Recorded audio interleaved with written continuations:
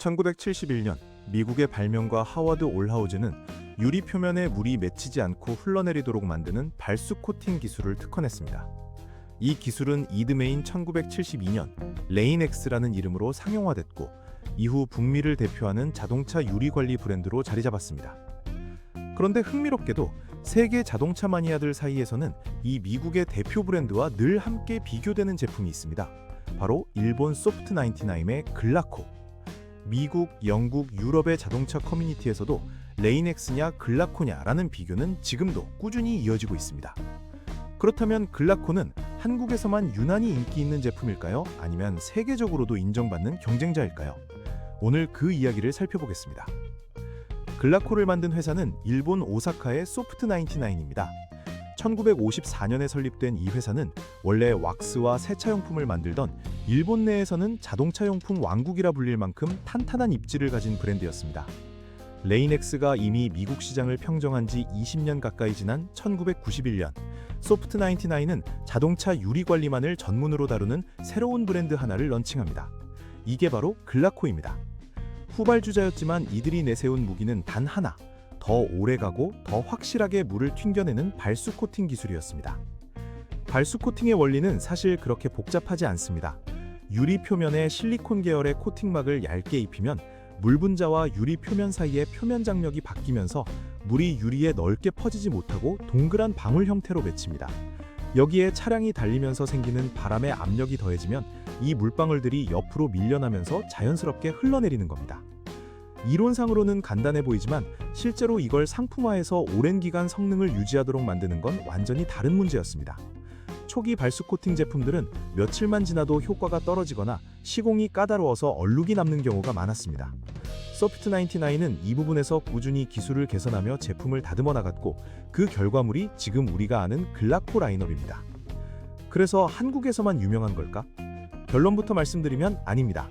글라코는 한국의 세차 커뮤니티를 훌쩍 뛰어넘어 세계 자동차 마니아들 사이에서 이미 하나의 논쟁거리로 자리 잡은 브랜드입니다.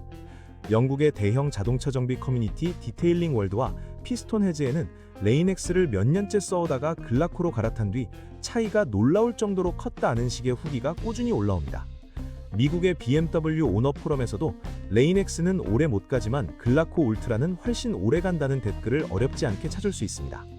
심지어 프랑스의 자동차 디테일링 틱톡 채널에서는 아예 레인엑스 대 글라코 누가 더 나을까라는 정면 비교 컨텐츠가 수십만 조회수를 기록하기도 했습니다. 유튜브에는 두 제품을 같은 차에 반반씩 발라놓고 18개월 동안 지켜본 장기 비교 영상까지 올라와 있을 정도입니다. 흥미로운 건 이 인기의 방식입니다. 글라코는 오랫동안 미국이나 유럽에 정식으로 유통되는 브랜드가 아니었습니다. 그런데도 이베이 같은 해외 직구 플랫폼을 통해 꾸준히 팔려나갔고 상품 설명에는 아예 JDM이라는 표현이 붙기도 했습니다. 정식 수입도 안 된 일본 내수용 제품을 해외의 마니아들이 굳이 국제 배송비를 내고 사다 쓴다는 것, 이 자체가 역설적으로 브랜드의 신뢰도를 더 단단하게 만들어준 셈입니다. 누가 강요하지 않아도 좋다는 소문 하나만으로 사람들이 직접 찾아 나서는 상황이 만들어진 거죠. 절대 강자와 도전자의 진짜 승부. 그렇다면 원조 강자였던 레인엑스는 왜 밀리는 듯한 평가를 받게 되었을까요? 레인엑스는 반세기에 다져진 브랜드 파워와 세계에서 가장 촘촘한 유통망을 가지고 있습니다. 북미 와이퍼 시장 점유율 1등이라는 타이틀은 지금도 유효합니다.